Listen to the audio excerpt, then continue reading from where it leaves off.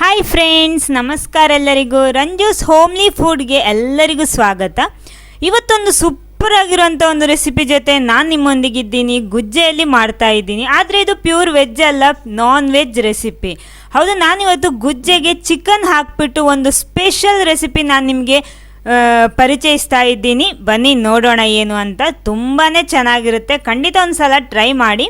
ಆಮೇಲೆ ನೀವು first time ಈ ಚಾನಲ್ ನೋಡ್ತೀರಿ, ಚಾನಲ್ ಸಬ್ಸ್ಕ್ರೈಬ್ ಮಾಡಿ ಸಪೋರ್ಟ್ ಮಾಡಿ. ಅದರ ಪಕ್ಕದಲ್ಲೇ ಇರುವ ಬೆಲ್ ಐಕನ್ನು ಪ್ರೆಸ್ ಮಾಡಿ, ಅದರಲ್ಲಿ ಬರುವ ಆಲ್ ಆಪ್ಷನಿಗೂ ಕ್ಲಿಕ್ ಮಾಡಿ. ಹಾಗಿದ್ರೆ ಮಾತ್ರ ನಾನು ಹಾಕುವ ಹೊಸ ಹೊಸ ವೀಡಿಯೋಸ್ಗಳ ನೋಟಿಫಿಕೇಷನ್ ನಿಮಗೆ ಸಿಗುತ್ತೆ. ಬನ್ನಿ ನಮ್ಮ ಈ ಗುಜ್ಜೆಗೆ ಚಿಕನ್ ಹಾಕಿಬಿಟ್ಟು ಒಂದು ಹೊಸ ರೆಸಿಪಿ ಯಾವ ರೀತಿ ಮಾಡೋದಂತ ನೋಡೋಣ. ಅಂದರೆ ಇವತ್ತು ನಾನು ಮಾರ್ಕೆಟಿಂದ ತಂದೆಲ್ಲ ಮಾಡ್ತಾ ಇರೋದು, ನಮ್ಮ ಮನೆಯಲ್ಲೇ ಇರುವಂತಹ ಗುಜ್ಜೆಯಲ್ಲಿ ಮಾಡ್ತಾ ಇರೋದು, ಅಂದರೆ ಊರಲ್ಲಿ ಮಾಡ್ತಾ ಇರೋದು ಈ ರೆಸಿಪಿ. ಬನ್ನಿ ನೋಡೋಣ. ಇದಕ್ಕೊಂದು ಮೀಡಿಯಮ್ ಗಾತ್ರದ ಒಂದು ಗುಜ್ಜೆ ಬೇಕು. ಮೊದಲು ಗುಜ್ಜೆ ತಗೊಂಡ್ಬಿಟ್ಟು ಅದನ್ನು ಸರಿಯಾಗಿ ತುಂಡು ಮಾಡಬೇಕು. ನೋಡಿ, ಇಲ್ಲಿ ನಾನು ಗುಜ್ಜೆ ಎಲ್ಲ ತುಂಡು ಮಾಡಿ ಇಲ್ಲಿ ಇಟ್ಟಿದ್ದೀನಿ. ನೋಡಿ, ಈ ರೀತಿ ಮಾಡಬೇಕು.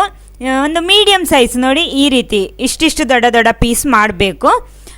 ಅದರ ಸಿಪ್ಪೆಲ್ಲ ತೆಗೆದ್ಬಿಟ್ಟು ನೀಟಾಗಿ ನಾನಿಲ್ಲಿ ಕಟ್ ಮಾಡಿ ರೆಡಿ ಮಾಡಿಟ್ಟಿದ್ದೀನಿ. ನೋಡಿ, ಈ ರೀತಿ ಇದೆ. ಅಂದರೆ ಒಂದು ಮೀಡಿಯಮ್ ಗಾತ್ರದ ಒಂದು ಗುಜ್ಜೆ ಸಾಕು. ಅಂದರೆ ನಾನಿಲ್ಲಿ ಚಿಕನ್ 1.25 kg ತಗೊಳ್ತಾ ಇದ್ದೀನಿ, ಅದಕ್ಕೆ ಇಷ್ಟು ಸಾಕಾಗುತ್ತೆ.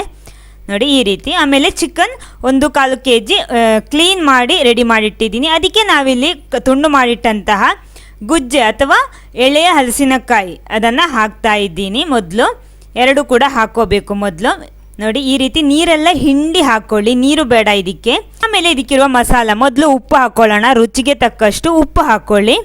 ಆಮೇಲೆ ಶುಂಠಿ ಮತ್ತು ಬೆಳ್ಳುಳ್ಳಿ ಪೇಸ್ಟ್ 1.5 ಸ್ಪೂನ್ ಹಾಕ್ತಾ ಇದ್ದೀನಿ ನಾನು. ಆಮೇಲೆ ಇದಕ್ಕೆ ಖಾರಕ್ಕೆ ಮೆಣಸಿನ ಹುಡಿ, ಇದು ಮನೆಯಲ್ಲೇ ಮಾಡಿರುವಂತಹ ಮೆಣಸಿನ ಹುಡಿ. ಅಂದರೆ ಇದರಲ್ಲಿ ಗುಂಟೂರು ಮತ್ತು ಕಾಶ್ಮೀರಿ ಚಿಲ್ಲಿ ಎರಡೂ ಕೂಡ ಇದೆ. ಖಾರ ನೋಡಿಕೊಂಡು ಹಾಕ್ಕೋಬೋದು ನಿಮಗೆ. ನಾನಿಲ್ಲಿ ಒಂದು 4 ಸ್ಪೂನ್ನಷ್ಟು ಹಾಕ್ತಾ ಇದ್ದೀನಿ. ಇದು ನಾರ್ಮಲ್ ನಮ್ಮ ಮನೆಯಲ್ಲೆಲ್ಲ ಇರುವಂತಹ ಸ್ಪೂನಲ್ಲಿ ಮಾಡ್ತಾ ಇರೋದು. ಒಂದು 2 ಸ್ಪೂನು ಕೊತ್ತಂಬರಿ ಹುಡಿ ಕೂಡ ಹಾಕ್ತಾ ಇದ್ದೀನಿ ನಾನಿಲ್ಲಿ ಮೊದಲು.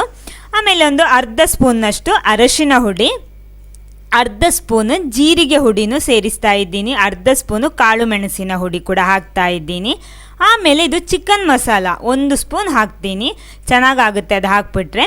ಸ್ವಲ್ಪ ಕರಿಬೇವು, ಕೊತ್ತಂಬರಿ ಸೊಪ್ಪು, ಆಮೇಲೆ ಪುದೀನ ಎಲ್ಲ ಸಣ್ಣಕ್ಕೆ ತುಂಡು ಮಾಡಿಬಿಟ್ಟು ಇದಕ್ಕೆ ಹಾಕ್ತಾ ಇದ್ದೀನಿ. ಸ್ವಲ್ಪ ಒಂದು ನಮ್ಮ ಲಿಂಬೆಹಣ್ಣು ಕೂಡ ಹಾಕ್ತಾ ಇದ್ದೀನಿ, ನಿಂಬೆಹಣ್ಣು. ಅದಕ್ಕೆ ಜ್ಯೂಸ್ ಹಾಕ್ತಾ ಇರೋದು. ನಿಮಗೆ ಜಾಸ್ತಿ ಹುಳಿ ಬೇಕಿದ್ರೆ ಆಮೇಲೆ ಹುಣಸೆ ಹಣ್ಣಿನ ಜ್ಯೂಸು ಸೇರಿಸ್ಬೋದು. ಮೊದಲು ಇದಕ್ಕೆ ನಿಂಬೆಹಣ್ಣೆ ಹಾಕ್ಕೊಂಡು ಒಂದು ಸಲ ಚೆನ್ನಾಗಿ ಮಿಕ್ಸ್ ಮಾಡ್ಕೊಳ್ಳಿ. ಈ ರೀತಿ ಫುಲ್ಲಾಗಿ ಮಸಾಲೆ ಎಲ್ಲ ನಮ್ಮ ಚಿಕನಿಗೆ ಅದೇ ರೀತಿ ನಮ್ಮ ಎಳೆ ಹಲಸಿನಕಾಯಿ ಅಥವಾ ಗುಜ್ಜೆಗೆ ಹಿಡಿಬೇಕು. ನೋಡಿ, ಎಲ್ಲ ಮಿಕ್ಸ್ ಮಾಡಿಟ್ಟಿದ್ದೀನಿ. ಇದನ್ನು ಮಿನಿಮಮ್ 30 ನಿಮಿಷ ಹೊತ್ತಾದರೂ ಇದನ್ನು ರೆಸ್ಟ್ ಮಾಡಬೇಕು. ಇಲ್ಲ ಅಂದರೆ ಜಾಸ್ತಿ ಎಷ್ಟು ಹೊತ್ತು ಬೇಕಿರೋ ಇದನ್ನು ನಿಮಗೆ ರೆಸ್ಟ್ ಮಾಡ್ಬೋದು. ನಾವು ಎಷ್ಟು ಹೊತ್ತು ಚೆನ್ನಾಗಿಡ್ತೀವೋ ಅಷ್ಟು ಹೊತ್ತು ಅಷ್ಟು ಟೇಸ್ಟಿಯಾಗಿ ಸಿಗುತ್ತೆ ನಮಗೆ ಈ ಚಿಕನ್ ಮತ್ತು ಗುಜ್ಜೆ ಮಸಾಲೆ ಎಲ್ಲ ಎಳ್ಕೊಂಡು. ಆಮೇಲೆ 1 ಗಂಟೆ ನಾನಿಲ್ಲಿ ಇಟ್ಟಿದ್ದೀನಿ. ನೋಡಿ, ನಮ್ಮ ಚಿಕನ್ ಇವಾಗ ಈ ರೀತಿ ಇದೆ, ಸಾಕು. ನೆಕ್ಸ್ಟ್ ಒಂದು ಪಾತ್ರೆ ಬಿಸಿ ಮಾಡಿಕೊಂಡು ಅದಕ್ಕೆ ಎಣ್ಣೆ ಹಾಕ್ಕೊಳ್ಳಿ. ನಾನಿಲ್ಲಿ ತೆಂಗಿನೆಣ್ಣೆ ಉಪಯೋಗಿಸ್ತಾ ಇರೋದು, ಯಾವುದೇ ಅಡುಗೆ ಎಣ್ಣೆ ಬಳಸ್ಬೋದು. ಒಂದು 3 ಸ್ಪೂನ್ನಷ್ಟು ಎಣ್ಣೆ ಹಾಕ್ತಾ ಇದ್ದೀನಿ ನಾನು ಮೊದಲು. ಆಮೇಲೆ ಇದಕ್ಕೆ ನಾನಿಲ್ಲಿ ಈರುಳ್ಳಿ ಹಾಕ್ಕೊಂಡಿದ್ದೀನಿ. 2 ಈರುಳ್ಳಿ ಉದ್ದಕ್ಕೆ ಕಟ್ ಮಾಡಿಬಿಟ್ಟು ದೊಡ್ಡ ಸೈಜಿನ ಈರುಳ್ಳಿ ತಗೊಂಡಿದ್ದೀನಿ. 2 ಈರುಳ್ಳಿ ಹಾಕಿದ್ದೀನಿ. ಇದನ್ನು ಚೆನ್ನಾಗಿ ಫ್ರೈ ಮಾಡ್ಕೊಳ್ಳಿ.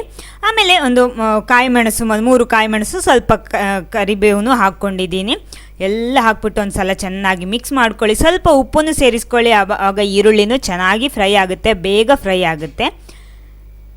ಚೆನ್ನಾಗಿ ಮಿಕ್ಸ್ ಮಾಡ್ಕೊಳ್ಳಿ. ಅಂದರೆ ಈರುಳ್ಳಿ ಕಲರೆಲ್ಲ ಚೇಂಜ್ ಆಗಬೇಕು, ಅಷ್ಟು ಹೊತ್ತು ಮೀಡಿಯಮ್ ಫ್ಲೇಮಲ್ಲಿ ಇದನ್ನು ಫ್ರೈ ಮಾಡ್ಕೊಳ್ಳಿ. ಈ ರೀತಿ ನೋಡಿ, ಈರುಳ್ಳಿ ಎಲ್ಲ ಚೆನ್ನಾಗಿ ಫ್ರೈ ಆಗಿ ನೋಡಿ ಕಲರೆಲ್ಲ ಚೇಂಜ್ ಆಗಿದೆ, ಈ ರೀತಿ ಬರಬೇಕು. ಆಮೇಲೆ ನಾವಿಲ್ಲಿ ಮ್ಯಾರಿನೇಟ್ ಮಾಡಿಟ್ಟ ಚಿಕನ್ ಮತ್ತು ನಮ್ಮ ಎಳೆಯ ಹಲಸಿನಕಾಯಿ ಅಥವಾ ಗುಜ್ಜೆ ಅದನ್ನು ಹಾಕ್ತಾ ಇದ್ದೀನಿ. ಹಾಕ್ಬಿಟ್ಟು ಒಂದು ಸಲ ಸ್ವಲ್ಪ ಹಾಕ್ಬಿಟ್ಟು ಈ ರೀತಿ ಮಿಕ್ಸ್ ಮಾಡ್ತಾ ಬನ್ನಿ, ಆವಾಗ ಚೆನ್ನಾಗಿ ಫ್ರೈ ಆಗುತ್ತೆ ಅದು. ನೋಡಿ, ನಾನೆಲ್ಲ ಹಾಕ್ಕೊಂಡಿದ್ದೀನಿ. ಇವಾಗ ಮಸಾಲೆ ಎಲ್ಲ ಚೆನ್ನಾಗಿ ಎಳ್ಕೊಂಡಿದೆ, ಬೇರೆ ನಾವು ಇದಕ್ಕೆ ಎಕ್ಸ್ಟ್ರಾ ಆ್ಯಡ್ ಮಾಡಬೇಕಾದ ಅವಶ್ಯಕತೆ ಇಲ್ಲ. ಹಾಕ್ಬಿಟ್ಟು ಒಂದು ಸಲ ಚೆನ್ನಾಗಿ ಈ ರೀತಿ ಮಿಕ್ಸ್ ಮಾಡ್ಕೊಳ್ಳಿ.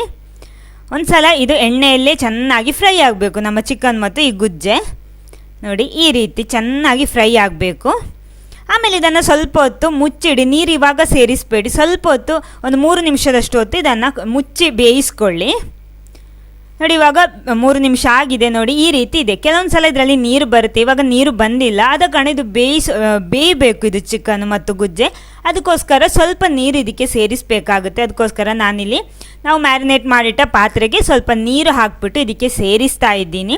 ಜಾಸ್ತಿ ಬೇಡ, ಎಷ್ಟು ಬೇಯೋದಕ್ಕೆ ಎಷ್ಟು ಬೇಕೋ ಅಷ್ಟು ಮಾತ್ರ ಹಾಕ್ಕೊಳ್ಳಿ. ನಾವು ಗ್ರೇವಿ ಥರ ಅಲ್ಲ ಮಾಡೋದು. ನೋಡಿ ಈ ರೀತಿ ನೀರು ಬಂದಿದೆ. ಇನ್ನು ಇದನ್ನು ಚೆನ್ನಾಗಿ ಕ್ಲೋಸ್ ಮಾಡಿ ಮುಚ್ಚಬೇಕು. ಇನ್ನಿಲ್ಲ ಇದಕ್ಕೆ ನಿಮಗೆ ಹುಣಸೆ ಹಣ್ಣಿನ ನೀರು ಬೇಕಿದ್ರೆ ಸೇರಿಸ್ಬೋದು, ನಾನು ಸ್ವಲ್ಪ ಸೇರಿಸ್ಕೊಂಡಿದ್ದೀನಿ. ಅದೇ ರೀತಿ ಖಾರ ಏನಾದರೂ ಬೇಕಿದ್ರೆ ಸೇರಿಸ್ಬೋದು. ಮುಚ್ಚಿ ಬೇಯಿಸ್ಕೊಳ್ಳಿ. ಆಮೇಲೆ ಒಂದು ಪಾತ್ರೆ ಬಿಸಿ ಮಾಡಿ ಅದಕ್ಕೆ 1 ಸ್ಪೂನು ತೆಂಗಿನೆಣ್ಣೆ ಹಾಕ್ತೀನಿ, ಒಂದು 7 ರಿಂದ 8 ಬೆಳ್ಳುಳ್ಳಿನೂ ಹಾಕ್ತಾ ಇದ್ದೀನಿ, ಜಜ್ಜಿಬಿಟ್ಟು ಹಾಕ್ತೀನಿ. ಇದು ಚೆನ್ನಾಗಿ ಫ್ರೈ ಆಗಬೇಕು, ಕಲರೆಲ್ಲ ಚೇಂಜ್ ಆಗಬೇಕು. ನೋಡಿ ಇವಾಗ ಚೆನ್ನಾಗಿ ಫ್ರೈ ಆಗಿದೆ. ಆಮೇಲೆ ಸ್ವಲ್ಪ ಕರಿಬೇವನ್ನು ಸೇರಿಸ್ತಾ ಇದ್ದೀನಿ. ಆಮೇಲೆ ಇದಕ್ಕೆ ನಾನು ತೆಂಗಿನ ತುರಿ ಹಾಕ್ತಾ ಇದ್ದೀನಿ. ತೆಂಗಿನ ತುರಿ ನಾನು 1 ತೆಂಗಿನಕಾಯಿ ಫುಲ್ಲಾಗಿ ತಗೊಂಡಿದ್ದೀನಿ, ಒಂದು ಮೀಡಿಯಮ್ ಗಾತ್ರ ತೆಂಗಿನಕಾಯಿ. ಅದನ್ನು ತುರಿದು ನಾನಿಲ್ಲಿ ಹಾಕ್ತಾ ಇದ್ದೀನಿ. ಅಂದರೆ ಇದಕ್ಕೆ ಸ್ವಲ್ಪ ತೆಂಗಿನಕಾಯಿ ಎಲ್ಲ ಹಾಕಿಬಿಟ್ರೆ ಚೆನ್ನಾಗಿರುತ್ತೆ, ಟೇಸ್ಟ್ ಸೂಪರಾಗಿ ಬರುತ್ತೆ. ಇನ್ನು ಇದನ್ನು ಚೆನ್ನಾಗಿ ಫ್ರೈ ಮಾಡಬೇಕು, ಅಂದರೆ ಕಲರೆಲ್ಲ ಚೇಂಜ್ ಬರಬೇಕು. ನೋಡಿ ಈ ರೀತಿ ಇದನ್ನು ಫ್ರೈ ಮಾಡಬೇಕು. ಮೀಡಿಯಮ್ ಫ್ಲೇಮಲ್ಲಿಟ್ಟು ಫ್ರೈ ಮಾಡ್ಕೊಳ್ಳಿ. ನೋಡಿ ಇವಾಗ ಕಲರೆಲ್ಲ ಚೇಂಜ್ ಆಗಿ ಚೆನ್ನಾಗಿ ಫ್ರೈ ಆಗಿದೆ. ಇದಕ್ಕೆ 1/4 ಸ್ಪೂನ್ ಅರಿಶಿನ ಹುಡಿ ಹಾಕ್ತೀನಿ.